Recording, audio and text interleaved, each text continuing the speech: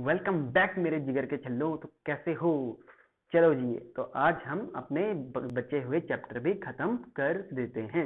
हाँ जी, तो हम लगभग पूरा चैप्टर हमने रीड कर चुके हैं और हमारे लास्ट में अभी 2 टॉपिक रिमेनिंग रहते हैं। हाँ जी, फिक्स कैपिटल और वर्किंग कैपिटल, और इसके बाद हमारा चैप्टर पूरा समाप्त हो जाएगा। ठीक है जी, तो आगे चलते हैं। फिक्स कैपिटल और वर्किंग कैपिटल क्या होती है वो समझते हैं। ठीक है, देखो, हमने बिजनेस में पैसा लिया, अब उस पैसे को कहीं इन्वेस्ट करना है। इसी इन्वेस्टमेंट करने को हम 2 कैटेगरी में बांटते हैं, फिक्स कैपिटल और वर्किंग कैपिटल। भैया फिक्स कैपिटल और वर्किंग कैपिटल से पहले हम 2 चीजों को समझते हैं। एक होते हैं फिक्स्ड असेट, एक होते हैं करंट असेट। भैया फिक्स्ड असेट क्या होते हैं? जैसे हमने अकाउंट्स में पढ़ा था, फिक्स्ड असेट वो असेट होते हैं जो हमें 1 साल से ज्यादा तक हमें बेनिफिट देते हैं। अगर कोई असेट हमें 1 साल से ज्यादा टाइम के लिए बेनिफिट दे रहा है तो उसे हम फिक्स्ड असेट की कैटेगरी में डाल देते हैं। ठीक है, दूसरा आता है वर्किंग कैपिटल। वर्किंग कैपिटल या हम उसे करंट एसेट बोल सकते हैं। करंट एसेट वो असेट्स होते हैं जो हमें 1 साल के अंदर अंदर कैश एंड कैश इक्विवेलेंट में कन्वर्ट होके मिल जाते हैं। ठीक है, तो आगे चलेंगे, अब चलते हैं। अच्छा जी, तो हम क्या कहते हैं कि हम इन्वेस्टमेंट करते हैं फिक्स असेट या करंट असेट्स में। ठीक है, अब करंट असेट में जब हम इन्वेस्टमेंट करते हैं तो उसे हम बोलते हैं वर्किंग कैपिटल। जो पैसा हम करंट असेट में लगाते हैं उसे बोलते हैं वर्किंग कैपिटल, और जो पैसा हम फिक्स असेट में लगाते हैं उसे हम बोलते हैं फिक्स कैपिटल। ठीक है, जैसे फिक्स कैपिटल में, फिक्स कैपिटल में हम जैसे हम प्लांट में इन्वेस्टमेंट करते हैं, जैसे मशीनरी में इन्वेस्टमेंट करते हैं, जैसे फर्नीचर में इन्वेस्टमेंट करते हैं, और बिल्डिंग में, और बिल्डिंग हो गई आपका, और भी कोई भी जैसे लीज होल्डिंग हो गई, कोई भी फ्री होल्डिंग हो गई आपकी, कहीं पे प्राइमिसेस में आप कहीं पे भी इन्वेस्टमेंट करते हैं तो ये फिक्स कैपिटल के दायरे में आते हैं। ठीक है जी, और दूसरा आता है आपका वर्किंग कैपिटल। वर्किंग कैपिटल में जो आपके डेली रूटीन, जो नॉर्मल रूटीन और जो आपके नॉर्मल कोर्स ऑफ बिजनेस में जो भी एक्टिविटी होती है, वहां पे जब अपना पैसा आप ब्लॉक कर देते हो, ठीक है, उसी को बोलते हैं अपन लोग वर्किंग कैपिटल। ठीक है, जैसे हम इन्वेंट्रीज में पैसा ब्लॉक कर लेते हैं, इन्वेंट्री में कुछ टाइम के लिए पैसा लग गया, डेटर्स में पैसा फंस जाता है, हमारा बिल्स रिसीवेबल में फंस जाता है, तो इनको मैनेज करने के लिए आपको कितना पैसा अपने पास रखना चाहिए, उसी को हम बोलते हैं वर्किंग कैपिटल।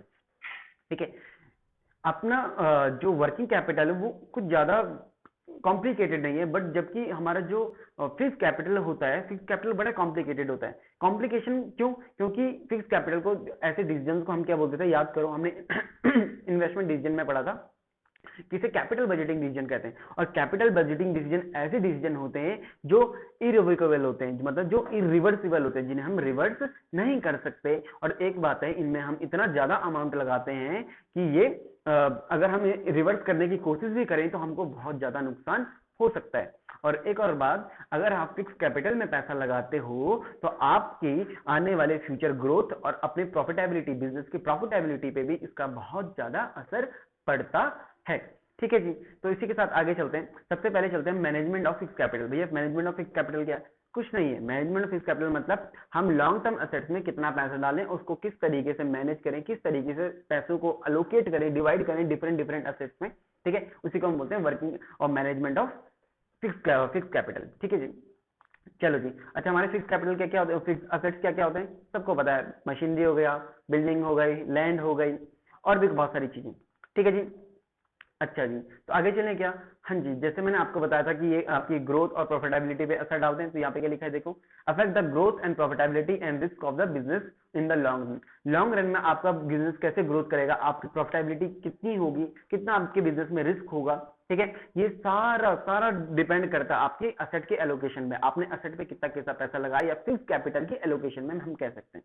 ठीक है जी, तो इसीलिए बहुत ज्यादा जरूरी होता है जब भी आप पैसा फिक्स कैपिटल के लिए रेज करो तो वो हमेशा लॉन्ग टर्म सोर्स होने चाहिए। लॉन्ग टर्म सोर्स मतलब जैसे इक्विटी शेयर से पैसा उठा लो, जैसे प्रेफरेंस शेयर से पैसा उठा लो, या डिवेंचर से पैसा उठा लो, या लोन ले लो। ये क्योंकि लॉन्ग टर्म सोर्सेज होते हैं, क्योंकि इन्हें हमें बहुत लंबे समय बाद पैसा वापस करना पड़ता है, तब तक हमारी जो फिक्स असेट्स होते हैं वो फ्री तक हो जाती हैं और डेप्रिशिएट होकर जीरो भी हो जाती है। ठीक है, तो देखो जरा आगे क्या बोलता है, it must be finance through the long term sources of capital such as equity और प्रेफरेंस शेयर्स और डिवेंचर्स, लॉन्ग टर्म लोन और retain earning of the business. ठीक है जी, आप कहां कहां से पैसा लोगे? प्रेफरेंस शेयर से ले सकते हैं, इक्विटी से ले सकते हो, डिवेंचर से ले सकते हो, लॉन्ग टर्म लोन ले सकते हो, आप जनरल रिजर्व अपने रिटेन अर्निंग को यूज कर सकते हो फिक्स कैपिटल को बनाने में। ठीक है, असेट पे पैसा अलोकेट करने में। ठीक है जी। भैया शॉर्ट टर्म फाइनेंस क्यों नहीं करना? शॉर्ट टर्म फाइनेंस इसलिए नहीं करना, आप लॉन्ग रन के लिए बेनिफिट के लिए कोई एसेट ले रहे हो और वादा कर लो किसी की 6 महीने में पैसा दे दोगे, तो आप 6 महीने में इतना सारा पैसा कहाँ से लेके आओगे? इसलिए हम शॉर्ट टर्म फाइनेंस और शॉर्ट टर्म सोर्सेज को हम अवॉइड करते हैं। ठीक है जी, चलो जी आगे चलते हैं। आगे बोलता है भैया जी इसमें ये बताओ कि इसमें कौन कौन से मतलब कौन कौन सी इंपॉर्टेंस हो सकती है इसकी, क्यों हमको जरूरी है फिक्स कैपिटल में पैसा इन्वेस्ट करने की, या फिक्स कैपिटल में अपना पैसा ब्लॉक करने की क्या जरूरत है? ठीक है, तो इसको बोलता है सीधा सीधा हमारा लॉन्ग टर्म ग्रोथ पे असर डालता है। पहला चलता है लॉन्ग टर्म ग्रोथ। ठीक है, लॉन्ग टर्म ग्रोथ मतलब अगर आप अभी किसी असेट में पैसा लगाते हो तो वो आपको ओवर द पीरियड बेनिफिट देगा। ओवर द पीरियड कैसे? वो आपकी प्रॉफिटेबिलिटी बढ़ाएगा, वो आपके बिजनेस की एफिशिएंसी बढ़ाएगा, वो आपका काम आसान कर देगा, प्रोडक्टिविटी बढ़ जाएगी, ठीक है, प्रोडक्शन बढ़ जाएगा, जिससे आपको आने वाले टाइम तक अच्छी खासी सेल्स भी हो सकती है, अच्छा खासा प्रोडक्शन होके अच्छा खासा कैश एंड कैश इक्विवेलेंट आपके पास बन सकता है। तो एक तरीके से लॉन्ग टर्म ग्रोथ के लिए आपके पास फिक्स कैपिटल होनी चाहिए, या फिर मतलब फिक्स असेट में पैसा एलोकेट किया होना चाहिए। ठीक है जी। अब एक और बात है इसमें, ये इसलिए इंपॉर्टेंट है क्योंकि हम अपनी कैपिटल का सबसे ज्यादा हिस्सा, substantial portion of capital fund किसमें लगाते हैं, किसमें फंसाते हैं? लॉन्ग टर्म प्रोजेक्ट्स में। जैसे आपने व्हीकल में लगा दिया, जैसे आपने बिल्डिंग में लगा दिया, आपने मशीनरी में लगा दिया। ठीक है, तो इसलिए एक और चीज जरूरी हो जाती है कि हम इसको बहुत डिटेल में एनालाइज करें कि कहाँ कहाँ पे कितना कितना पैसा लगाना चाहिए और हमारे पास कौन कौन से अदर अल्टरनेटिव हैं। ठीक है, जैसे बहुत सारे अल्टरनेटिव हो सकते हैं। जैसे मान लो आपने एक बिल्डिंग खरीदी है, ठीक है, तो बिल्डिंग आपको काफी महंगी भी पड़ सकती है, तो आप ऐसा भी कर सकते हो, आप एक एक एग्रीमेंट बना के उस पे लीज पीरियड पे आप क्या करो, उसे एक्वायर कर लो 5 साल के लिए, 10 साल के लिए, ना कि पूरी जिंदगी के लिए, पूरे हमेशा के लिए उसकी ओनरशिप ना लेते हुए हम क्या करें, उसको 5 साल या 10 साल के लिए लीज पीरियड पे ले लें। ठीक है, तो आप अदर डिफरेंट डिफरेंट अल्टरनेटिव निकाल सकते हो और उसमें एनालिसिस कर सकते हो। हाँ जी, आगे चलें। आगे बोलता है और क्या फैक्टर्स हैं या और क्या चीजें हैं इसमें? ठीक है, इसमें आता है रिस्क इन्वॉल्व। रिस्क इन्वॉल्व मतलब it affect the return of the firm as a whole in the long term. Long term में ये असर डालता है आपके बिजनेस में, क्योंकि ये सीधा सीधा डायरेक्ट इसका रिलेशन है प्रॉफिटेबिलिटी और ग्रोथ ऑफ द बिजनेस। ठीक है जी, तो अगर आपने ढंग से असेट में आपने एलोकेशन नहीं करी फंड की, तो आपको आने वाले नियर फ्यूचर में आपको बड़ी दिक्कतें हो सकती हैं। ठीक है जी, नेक्स्ट आता है इरिवर्सिबल डिसीजन। इरिवर्सिबल डिसीजन मतलब ये डिसीजन बदल नहीं सकते हैं, अगर आपने बदलने की कोशिश भी करी तो आपको ह्यूज लॉसेस हो सकते हैं। ठीक है जी, आगे चलते हैं। आगे आता है कि कौन कौन से फैक्टर हैं आपके जो फिक्स कैपिटल पे असर डालते हैं, कौन कौन से फैक्टर को ध्यान में रखना चाहिए आपकी फिक्स कैपिटल को डिसाइड करने में कितनी आपकी फिक्स कैपिटल होनी चाहिए। ठीक है, तो उसमें सबसे पहला आता है आपका नेचर ऑफ बिजनेस। आपका बिजनेस किस प्रकार का है? आप क्या ट्रेडिंग करते हो? ट्रेडिंग करने का मतलब आप यहाँ से सामान खरीदा, आगे फॉरवर्ड करके बेच दिया, कुछ अपना मार्जिन लेके आगे बेच दिया। आप ट्रेडर का काम करते हो या मतलब व्यापारी का काम करते हो, या फिर आप मैन्युफैक्चरिंग करते हो। मैन्युफैक्चरिंग कर रहे हो तो आपको वहां पे ज्यादा मशीनरी चाहिए, वहां पे ज्यादा असेट्स चाहिए। ठीक है, जबकि आप ट्रेडिंग कर रहे हो तो वहां पे आपको मशीनरी की कोई जरूरत ही नहीं पड़ेगी। तो अगर आपका बिजनेस ट्रेडिंग में है तो आपको कम फिक्स कैपिटल चाहिए, अगर आपका बिजनेस मैन्युफैक्चरिंग में है तो आपको ज्यादा फिक्स कैपिटल चाहिए। ठीक है जी, तो आगे चलते हैं। दूसरा पॉइंट आता है आपका स्केल ऑफ ऑपरेशन। आपका ऑपरेशन कैसा है? अगर आप बहुत ज्यादा रेंज तक, आपका स्कोप बहुत ज्यादा है ऑपरेशंस का, आप आप एक्सपोर्ट भी करते हो, आपका बहुत सारे स्टेट में काम चलता है, आपके बहुत सारे क्लाइंट बेस है, तो आपको ज्यादा फिक्स कैपिटल लगानी पड़ेगी। ज्यादा फिक्स कैपिटल क्यों? क्योंकि ज्यादा क्लाइंट है, ज्यादा प्रोडक्शन करना पड़ेगा, ज्यादा प्रोडक्शन के लिए ज्यादा फिक्स असेट आपको चाहिए होंगे। जबकि छोटी ऑर्गेनाइजेशन, जो छोटे छोटे बिजनेस होते हैं, वहां पे उनका क्लाइंट बेस छोटा होता है, उनका कस्टमर बेस छोटा होता है, उनका ऑपरेशन, जिनका स्कोप ऑफ ऑपरेशन होता है वो बहुत, उनका दायरा बहुत छोटा होता है, उनके एक पर्टिकुलर रीजन तक होता है, तो उनके फिक्स असेट में एलोकेशन कम करनी चाहिए, क्योंकि उनको इतनी ज्यादा जरूरत नहीं होती है कि वो बड़ी बड़ी हैवी मशीनरीज को अपॉइंट कर सकें।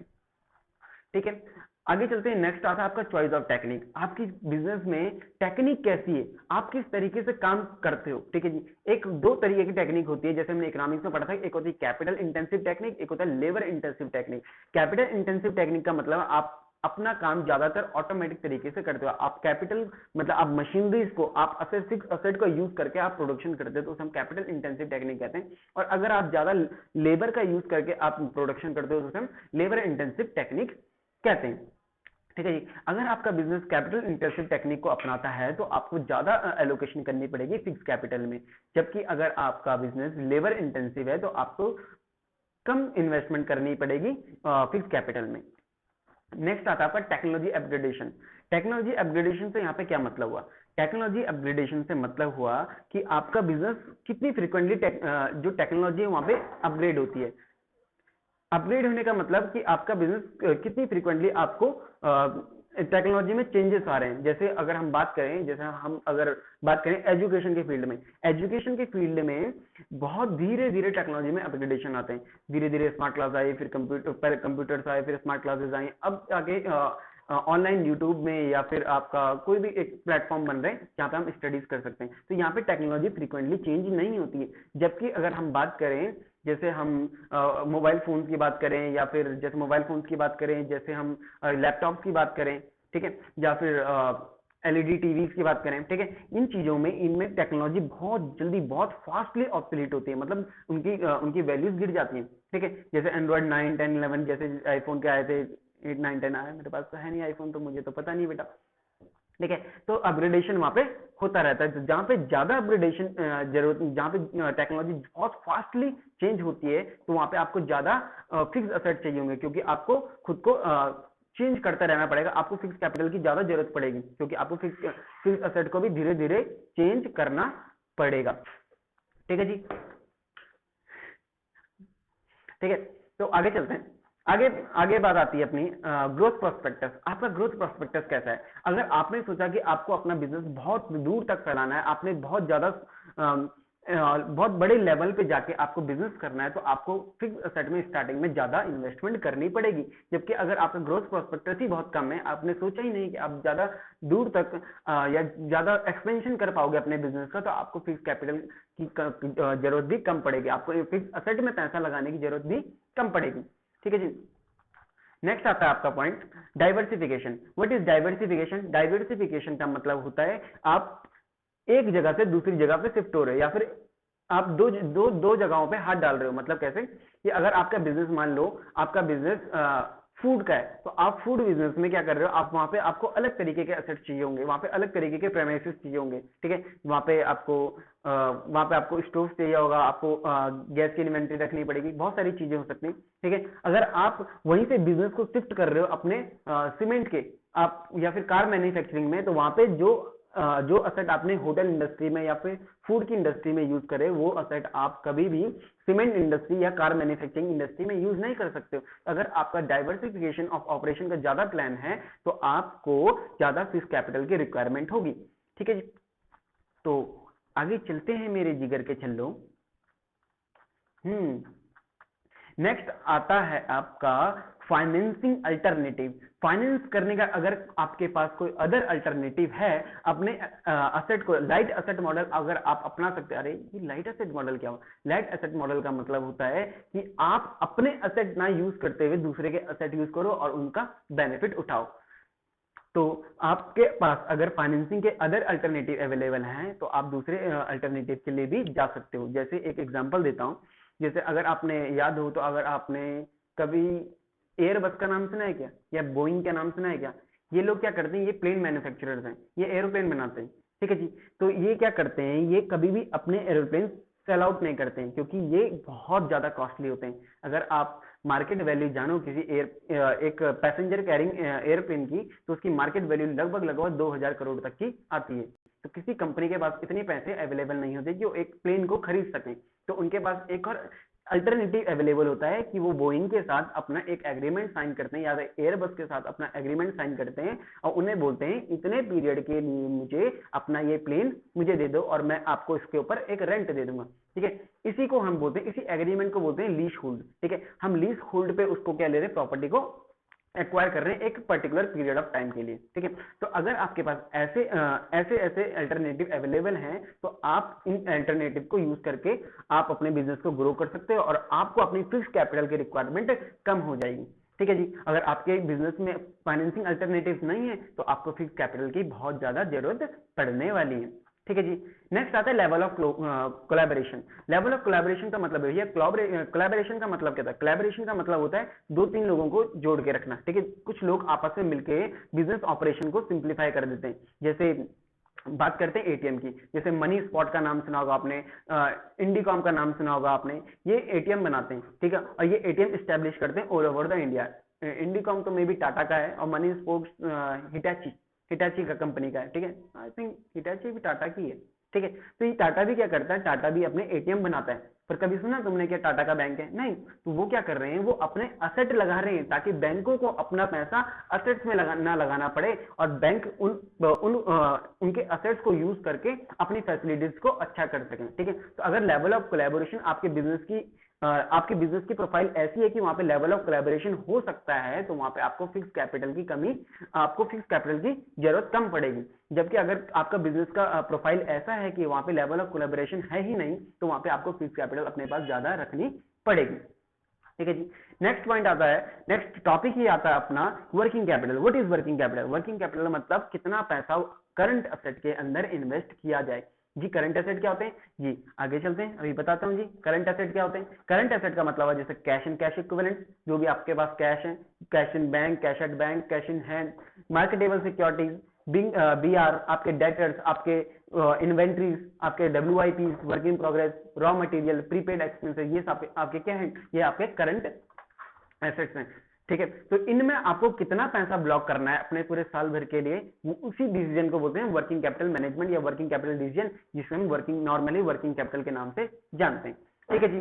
तो यहाँ पे एक चीज है कि आप अगर आपकी वर्किंग कैपिटल कम है या फिर करंट असेट में पैसा कम इन्वेस्ट किया है, तो वो शॉर्ट टर्म में ही आपको एक तरीके से प्रॉफिटेबिलिटी साबित करके दिखा देते हैं, ठीक है। मतलब वो आपको रिटर्न ज्यादा कमा के नहीं देंगे, ठीक है, क्योंकि अगर आप ढंग से अपना वर्किंग कैपिटल मैनेजमेंट नहीं कर पाओगे, तो आप लॉन्ग रन में जो आपने बड़े बड़े जो लॉन्ग टर्म सोर्सेज से पैसा उठाया है, तो उनको कभी भी रिटर्न नहीं दे पाओगे, तो आपकी बिजनेस फेलियर होने के चांसेस बढ़ जाते हैं, ठीक है जी। तो इसमें आगे चलते हैं हम।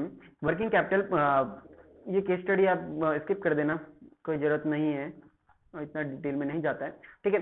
तो वर्किंग कैपिटल के बारे में चलते हैं। जैसे एक फॉर्मूला याद रखना, ये नेट वर्किंग कैपिटल का formula, current asset minus current liabilities, ये आपका अकाउंट्स में भी है, अकाउंटिंग रेशियोज में, ठीक है, current asset minus current liability. अच्छा जी, factor affecting the working capital requirement, कौन कौन से फैक्टर हैं भैया जिसमें वर्किंग कैपिटल की रिक्वायरमेंट पे असर डालते हैं, ठीक है। तो सबसे पहला वही नेचर ऑफ बिजनेस, आपका बिजनेस कैसा है। अगर आपका बिजनेस ट्रेडिंग बिजनेस है, तो ट्रेडिंग बिजनेस में आपको वर्किंग कैपिटल कम चाहिए, क्यों? एक हाथ बेचो, दूसरे हाथ पैसे लो, एक हाथ खरीदो, दूसरे हाथ बेचो, और फिर पैसे कलेक्ट करो। तो ट्रेडिंग बिजनेस में क्या होता है, पैसा लगाओ, सामान खरीदो, बेचो, पैसा लो, फिर सामान खरीदो, फिर बेचो, तो ये ट्रेडिंग साइकिल चलती रहती है। तो ट्रेडिंग बिजनेस में आपको वर्किंग कैपिटल की रिक्वायरमेंट कम होगी, क्योंकि आपको पैसा ब्लॉक करने के चांसेस होते ही नहीं, ठीक है। जबकि अगर कोई बिजनेस मैन्युफैक्चरिंग है, तो मैन्युफैक्चरिंग बिजनेस में ज्यादा कैपिटल लगानी पड़ती है। वर्किंग कैपिटल क्यों? क्योंकि भैया उससे पहले रॉ मटेरियल खरीदना पड़ेगा, उसको फिर उसे प्रोसेस करके कुछ बनाना, फिनिश प्रोडक्ट बनाना पड़ेगा, जिसमें उसे सैलरीज देनी पड़ेंगी, उसे मशीन में जो भी इक्विपमेंट लगते हैं वो लगाने पड़ेंगे, ठीक है। उसके बाद कुछ टाइम बाद वो बिकेगा, फिर वो कैश एंड कैश इक्विवेलेंट में कन्वर्ट होगा। तो इसलिए इस लंबी सी ट्रेड साइकिल में उसे मैन्युफैक्चरिंग वाले को ज्यादा वर्किंग कैपिटल की रिक्वायरमेंट होने वाली है, ठीक है।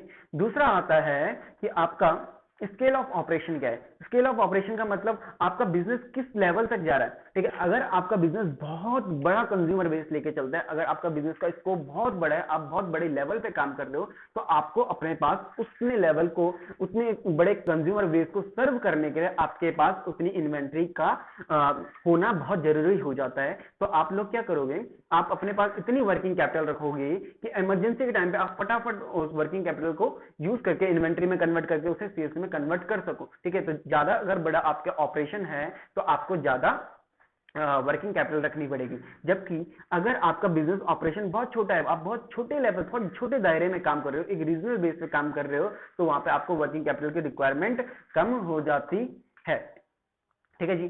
तो नेक्स्ट पॉइंट पे चलते हैं आगे।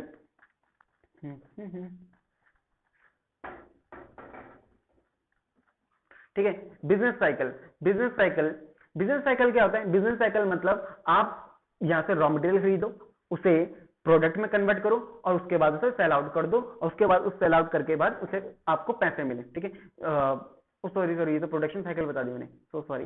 ठीक है। बिजनेस साइकिल का मतलब, बिजनेस साइकिल मतलब आपका बिजनेस में कैसे कैसे आपकी इकोनॉमी काम करती है। बिजनेस में दो तरीके की आपकी साइकिल्स आती है। दो तरीके की साइकिल कैसे, आपकी बिजनेस साइकिल में कभी आपका बूम पीरियड होता है, बूम पीरियड मतलब बिल्कुल आपकी इकोनॉमी में बहुत तेजी से आपकी ग्रोथ हो रही है, ठीक है, बहुत ज्यादा आपका कंज्यूमर बेस बढ़ रहा है, ठीक है। और एक होता है आपका लीन पीरियड, एक होता है मतलब रिसेशन पीरियड, जिसमें आपका सेल्स बिल्कुल कम हो जाता है, प्रोडक्शन बहुत कम हो जाता है। तो जब आपका लीन पीरियड चल रहा होता है, जब आपका रिसेशन पीरियड चल रहा होता है, तो आपको वर्किंग कैपिटल की रिक्वायरमेंट कम होती है। जबकि अगर आपका बूम पीरियड चल रहा होगा तो वहां पे वर्किंग कैपिटल की रिक्वायरमेंट आपकी बढ़ जाती है। नेक्स्ट आता है आपका सीजनल फैक्टर। सीजनल फैक्टर पे, सीजनलिटी ऑफ द ऑपरेशन पे भी आपका क्या पड़ता है, असर पड़ता है आपकी वर्किंग कैपिटल पे, ठीक है जी। तो वर्किंग कैपिटल पे क्या असर हो सकता है, अगर आपका बिजनेस सीजनल है, जैसे जैसे हम एग्जांपल लेते हैं आइसक्रीम के बिजनेस का। अगर आइसक्रीम का बिजनेस है और समर में, तो समर में उसका पीक चल रहा है सीजन का, और पीक के टाइम क्या होगा, वहां पे आपको ज्यादा पैसा चाहिए होगा आपकी इन्वेंट्री को मेंटेन करने के लिए, उसे सेल में कन्वर्ट करने के लिए, इन्वेंट्री से रॉ मटेरियल लेके उसे फिनिश गुड्स में कन्वर्ट करके उसे बेचने का, ठीक है। तो अगर आपका लीन पीरियड चल रहा होगा तो वहां पे आपको कम वर्किंग कैपिटल की रिक्वायरमेंट होगी, ठीक है। प्रोडक्शन साइकिल क्या होता है, सेम अभी मैंने बताया था। प्रोडक्शन साइकिल क्या होता है, प्रोडक्शन साइकिल मतलब आप अभी सामान खरीदो, उसे फिनिश गुड्स में कन्वर्ट करो और उसके बाद उसे सेल आउट करके पैसा ले लो, ठीक है। तो production cycle is the time span between the receipt of raw material and conversion into the finish good. अगर आप सोचो आपका प्रोडक्शन साइकिल बहुत लंबा है, जैसे आपने कार मैन्युफैक्चरिंग में, आप अभी कार बनाना, आपका रॉ मटेरियल लेते हो और लगभग 1 साल या 6 महीने लग जाते हैं उसे एक कार बनने में, तब जाके वो बिकेगी। तो इस 6 महीने के पीरियड में आपको बहुत सारी कॉस्ट को इनकर्ड करना पड़ता है, और इस कॉस्ट को इनकर्ड करने के लिए आपको बहुत सारे पैसे की जरूरत पड़ती है, तो आपकी वर्किंग कैपिटल रिक्वायरमेंट बढ़ जाती है, ठीक है। जबकि अगर आपका प्रोडक्शन साइकिल बहुत छोटा है, मान लो आपने शाम, अभी सुबह आपने कोई प्रोडक्शन किया और शाम तक आपका प्रोडक्शन बिक भी गया, आपका सारा प्रोडक्शन सेल आउट भी हो गया और आपका कैश कन्वर्ट भी हो गया, तो वहां पे आपको वर्किंग कैपिटल की रिक्वायरमेंट कम पड़ती है, ठीक है जी। नेक्स्ट पॉइंट आता है आपका क्रेडिट अलाउड।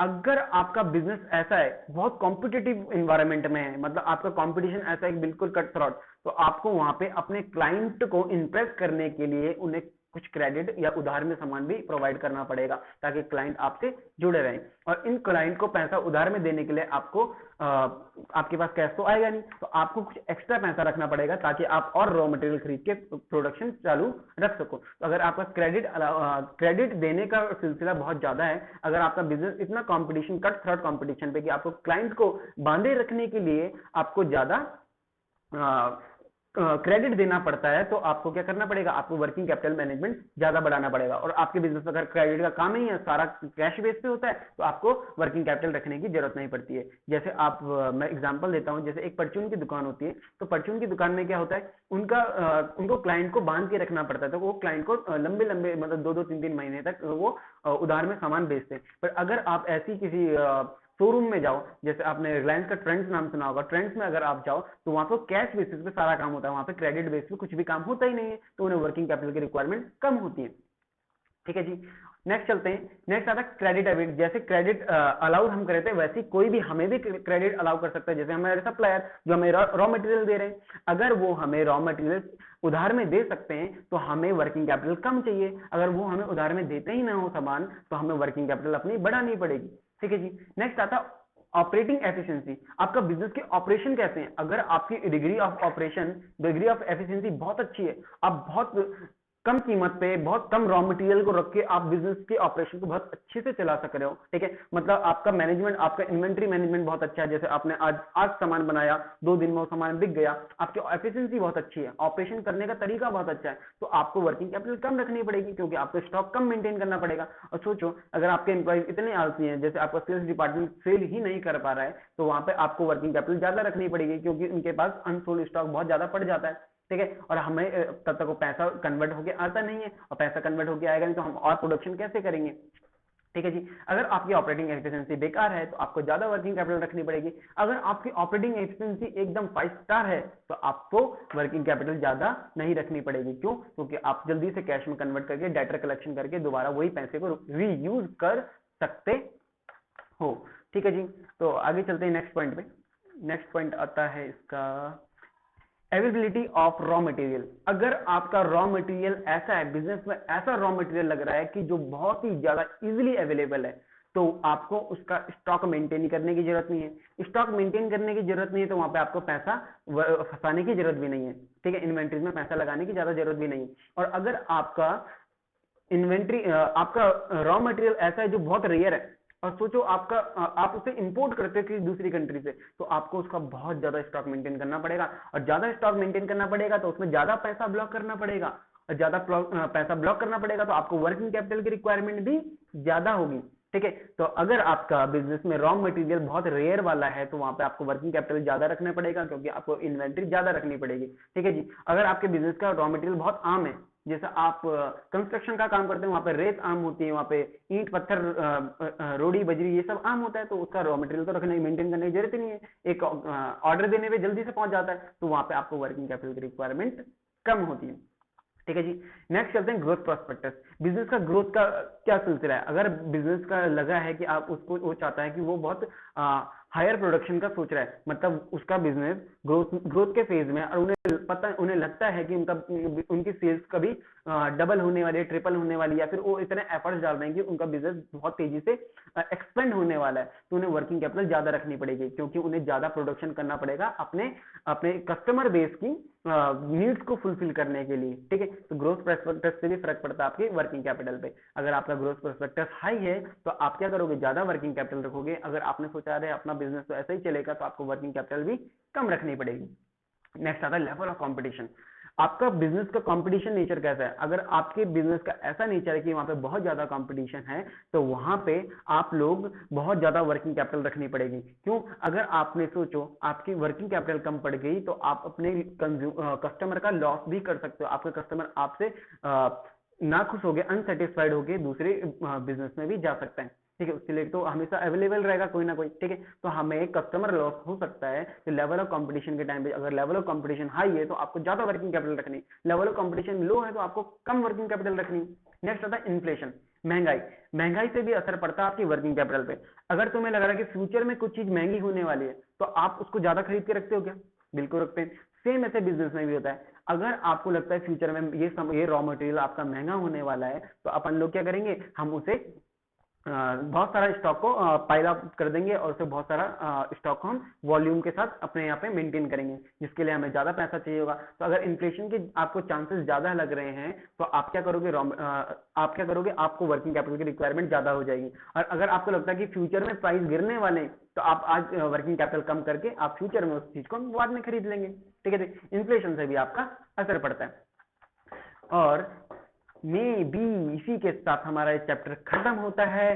तो बाकी हम देखते हैं, एक वेबिनार करते हैं, एक उसके साथ हम अपने ये इस चैप्टर के क्वेश्चन आंसर डिस्कस करेंगे, ठीक है।